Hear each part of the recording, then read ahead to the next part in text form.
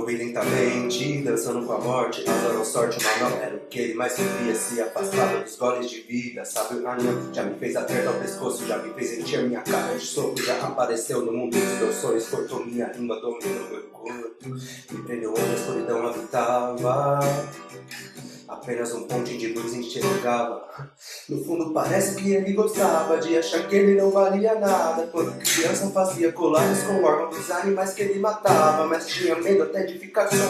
Ficou sozinho quando mais precisou. Depois de tantos caminhos incertos, o correto é ficar onde estou. Pegou uma corda e fez aquele nó cego e disse: é agora, pulou do irapó de ferro. Enquanto agonizava, lembrou do passado singelo.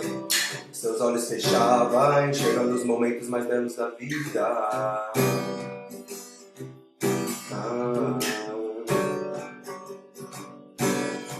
Enquanto as pessoas te procuravam, você com o pescoço apertado.